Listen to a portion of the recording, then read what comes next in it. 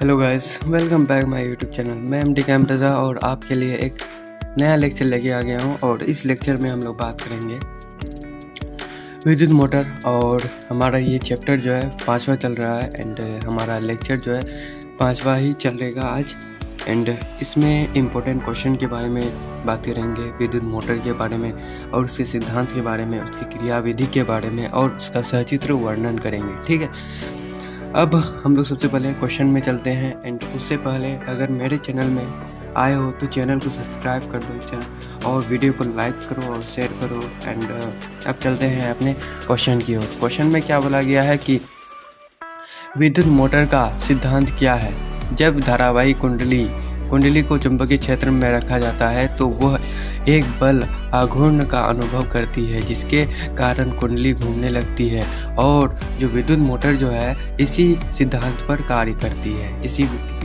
इसी सिद्धांत पर हमारा विद्युत मोटर कार्य करता है। अब आते हैं हम लोग अपने इम्पोर्टेंट क्वेश्चन की ओर। तो विद्युत मोटर क्या है, इसके सिद्धांत और क्रियाविधि का सचित्र वर्णन करें।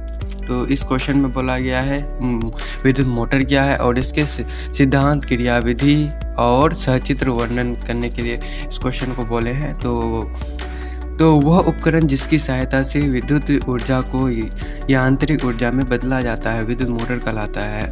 किस ऊर्जा को, यानी विद्युत ऊर्जा को किसी ऊर्जा में, यांत्रिक ऊर्जा में बदला जाता है, विद्युत मोटर कहलाती है। जैसे इसका बनावट को देखेंगे तो बनावट में विद्युत मोटर में NS एक शक्तिशाली नाल चुंबक होता है। हम इसमें एक नाल चुंबक का उपयोग करते हैं और जो विद्युत चुंबक का कार्य करती है। ठीक है, और इसी बीच में नर्म लोहे की बनी एक आर्मेचर या कुंडली ABCD यानी ABC होती है। ठीक है, जिसमें तांबे की तार लिपटी रहती है और कुंडली धुरी यानी R1 और R2 से जुड़ी रहती है। कुंडली जो है हमारा R1 और R2 से जुड़ा रहता है। जो वर्ष B1 और B2, वर्ष को हम लोग रिप्रेजेंट किससे किया, B से, और B1 और B2 से जुड़ी रहती है। वर्ष और वर्षों का जो संबंध चालक तार द्वारा परिवर्तनशील प्रतिरोध तथा कुंडली यानी कुंजी तथा विद्युत स्रोत से जुड़ी होती है। आप लोग देख सकते हैं कि ये हमारा क्या है,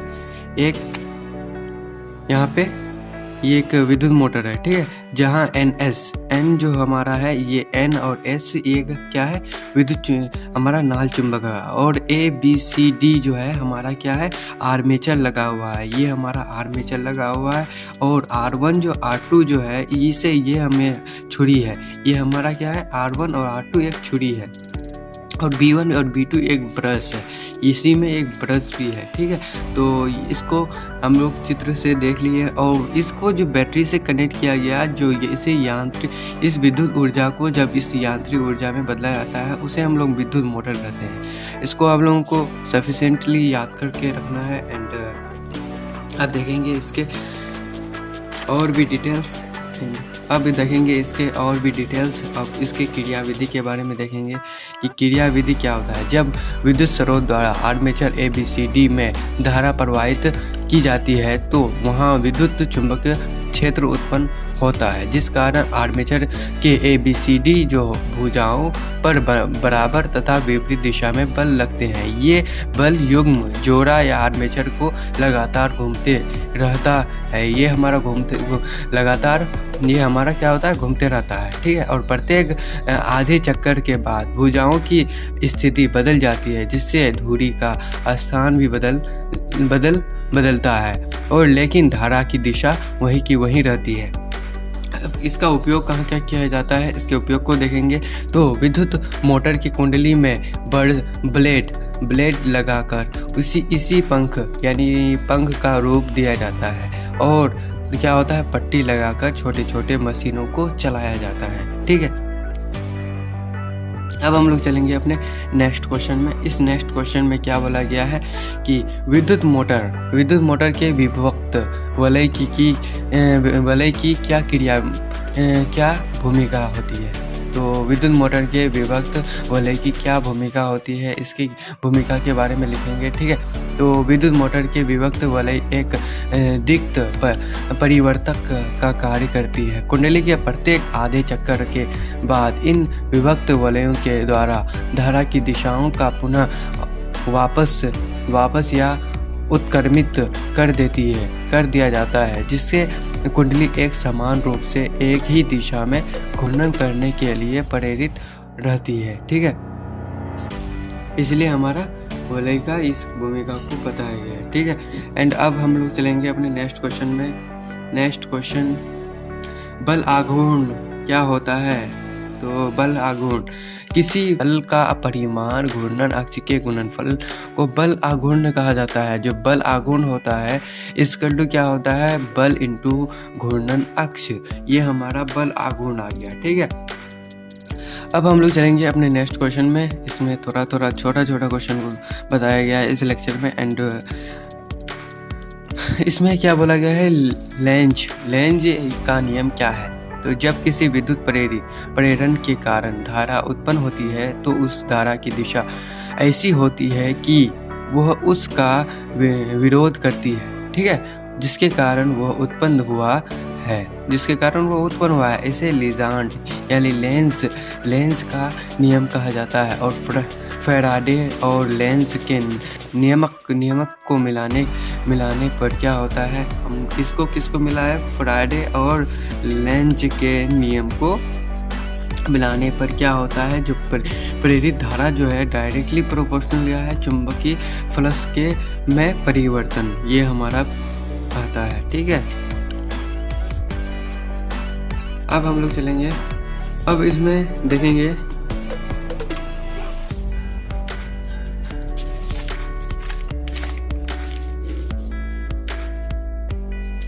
अब इसमें क्या बोला गया है कि हमारा नेक्स्ट क्वेश्चन में क्या बोला गया है कि चुंबकीय फ्लक्स क्या है? तो चुंबकीय फ्लक्स किसे कहते हैं इसके बारे में जानेंगे। किसी विद्युत या विद्युतीय छेद और उसके सतह पर डाले गए लंब के गुणनफल को क्या कहते हैं? चुंबकीय फ्लक्स कहा जाता है। इसका एसआई मात्रक वेबर होता है। क्या होता है? वेबर होता है। इसको याद रखना है, ऑब्जेक्टिव में पूछ भी सकता है कि चुंबकीय फ्लक्स का एसआई मात्रक क्या होता है। ठीक है, और 2 नंबर में भी कई बार पूछा गया है चुंबकीय फ्लक्स के बारे में। ठीक है, तो इसको याद रखना है। गणित रूप में फ्लक्स के जो होता है चुंबकीय फ्लक्स इक्वल टू क्या होता है? चुंबकीय क्षेत्र इंटू लंब। ये हमारा चुंबकीय क्षेत्र, ये जो हमारा NS जो है ये चुंबक है। ठीक है, और इसमें जो ये हमारा क्या हो रहा है? चुंबकीय क्षेत्र क्रिएट कर रहा है ये। ठीक है, ये क्रिएट जो कर रहा है चुंबकीय क्षेत्र, और उसके लंब, उस पर जब लंब डाला गया, इस लंब को हम लोग क्या कहते हैं? इसको मिलाकर के चुंबकीय फ्लक्स कहा जाता है। ठीक है, इसे हम लोग क्या कहते हैं? फाई द्वारा सूचित किया जाता है। ये हमारा लिख लो आप लोग, फाई है, इसे हम लोग फाई कहते हैं। फाई द्वारा सूचित किया जाता है चुंबकीय फ्लक्स को। एंड नेक्स्ट क्वेश्चन में नेक्स्ट पार्ट में देखेंगे कि विद्युत चुंबकीय प्रेरण क्या है। तो सर्वप्रथम उसकी व्याख्या किसने की? दूसरा, फैराडे के विद्युत चुंबकीय प्रेरण संबंध प्रयोग का वर्णन करें। तो बदलती हुई चुंबकीय फ्लक्स के कारण चालक में प्रेरित धारा के उत्पत्ति को विद्युत चुंबकीय प्रेरण कहा जाता है। जिस प्रकार विद्युत धारा चुंबकीय क्षेत्र उत्पन्न करती है, ठीक उसी प्रकार चुंबकीय क्षेत्र भी विद्युत धारा उत्पन्न करती है। और इस संबंध 1831 ईस्वी में फैराडे ने एक प्रयोग द्वारा, जिसे फैराडे के विद्युत चुंबकीय प्रेरण प्रयोग के नाम से जाना जाता है। इस प्रयोग फैराडे एक चुंबकीय को कुंडली के समीप ले गए और दूर हटाया गया। ठीक है, और कुंडली जुड़ी गैल्वेनोमीटर की सुई विक्षेपित हो गया। ठीक है, तो प्रेरित धारा को दर्शाती है कि जिसकी उत्पत्ति चुंबकीय फ्लक्स में परिवर्तन के कारण हुआ। चुंबक को नज़दीक लाने और दूर ले जाने में हुआ। चुंबक को नज़दीक लाने और क्या होता है? दूर ले जाने के कम गैल्वेनोमीटर की सुई का विक्षेपण अलग अलग था। ठीक है, ये हमारा क्या था? ये हमारा क्या है? ये हमारा एक गैल्वेनोमीटर है। ठीक है, एक कुंडली लगा हुआ रहता है। ठीक है, ये कुंडली लगा हुआ है चुंबक, तो विद्युत चुंबकीय प्रेरण। ठीक है, ये हमारा विद्युत चुंबकीय प्रेरण। एंड आज हम लोग यहीं तक रखते हैं। एंड वीडियो को अच्छा लगा हो तो वीडियो को लाइक करना, शेयर करना, एंड अगर कोई भी डाउट हो तो कमेंट करके ज़रूर बताना, ठीक है। And thank you for watching the video.